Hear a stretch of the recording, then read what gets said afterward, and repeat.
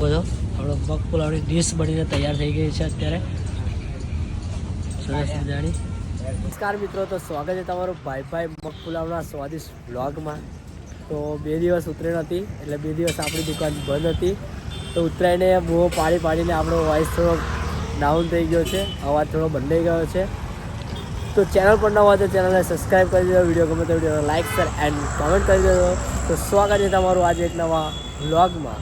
અત્યારે સવારના વાગ્યા છે 9 અને આપણી દુકાન ઓપન થઈ ગઈ છે। જોઈ શકો છો તમે ભાઈ મગ પુલાવ એન્ડ વડાપાવ, જે આવેલી છે મહુવર ચોકડી એક્ઝેક્ટ પાદરા જંબુસર રોડ। જોઈ શકો છો તમે દુકાન ત્યાં આવેલી છે ભાઈ મગ પુલાવ એન્ડ વડાપાવ। તો આજે આપણે ફરી જોવાના છે કે ભાઈ મગ પુલાવ એન્ડ વડાપાવ, મગ પુલાવ કઈ રીતે બને છે અને વડાપાવ કઈ રીતે બને છે। તો ચાલો વિડીયોમાં જોડાઈ રહો એન્ડ સુધી। ત્યારે આપણો પ્રોપર રીતે બધો સેટઅપ આવી ગયો છે, જોઈ શકો છો તમે। તો અંદર શું વાપરવાનું છે બતાવી દો તમે। તો આ છે આપણો સ્પેશિયલ મસાલો, આ છે મીઠું, આ તેલ છે, આ ચટણી છે, આ કોબીજ, કેપ્સિકમ, મરચાં, ટામેટાં, ડુંગળી અને ધાણા, આટલું આપણે પ્રોપર રીતે બધું વાપરવાનું છે મગ પુલાવ બનાવવા માટે। પ્રથમ આપણે એડ કરી દીધું છે તેલ, જોઈ શકો છો તમારી હિસાબથી તમારે એડ કરવાનું રહેશે તેલ। બધો તેલ એડ થઈ ગયું છે, ગેસ પણ આપણે ચાલુ કરી દીધો છે। તો તેલ ગરમ થઈ ગયું છે, તો હવે એની અંદર નાખીશું આપણે કેપ્સિકમ મરચાં એડ થઈ ગયા છે, જોઈ શકો છો। હવે ત્યારબાદ નાખીશું આપણે ડુંગળી, આપણા હિસાબથી નાખી લેવાની, એડ કરી લેવાની। પછી એની અંદર નાખીશું કોબીજ આપણા અનુસાર એડ કરી લેવાની। ત્યારબાદ નાખીશું ટામેટાં, ત્યારબાદ થોડા નાખ્યા દઈશું ઉપરથી ધાણા। હવે પ્રોપર તરીકે આને મિક્સ કરવાનું રહેશે, બધું આપણે મિક્સ કરી લઈશું પ્રોપર તરીકે। બ્રાઉન કલર આવતા સુધી એને મિક્સ કરવાનું રહેશે।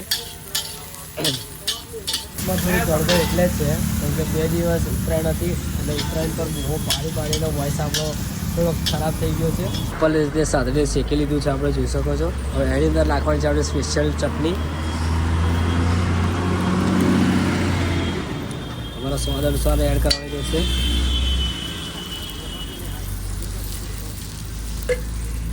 હવે તેને પણ આપણે મિક્સ કરી લઈશું।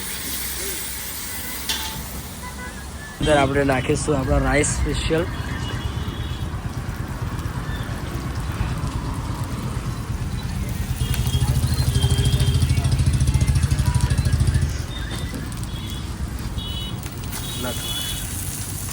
એડ થઈ ગયા છે, જોઈ શકો છો તમે। હવે એની ઉપર એડ કરીશું આપણે મગ એડ થઈ ગયા છે, જોઈ શકો છો તમે। હવે એની અંદર એડ કરવાનું છે આપણે એડ કરીશું આપણે મીઠું, સ્વાદ અનુસાર આપણે એડ કરવાનું છે મીઠું। પછી એની અંદર આપણે નાખવાનો છે આપણો સ્પેશિયલ મસાલો। હવે ઉપર થોડા એડ કરીશું આપણે ધાણા। હવે એને પ્રોપર તરીકે મિક્સ કરી લઈશું। પુલાવ બનીને રેડી થઈ ગયો છે, જોઈ શકો છો તમે। બધો આપણો મગ પુલાવની ડીશ બનીને તૈયાર થઈ ગઈ છે અત્યારે સરસ મજાની।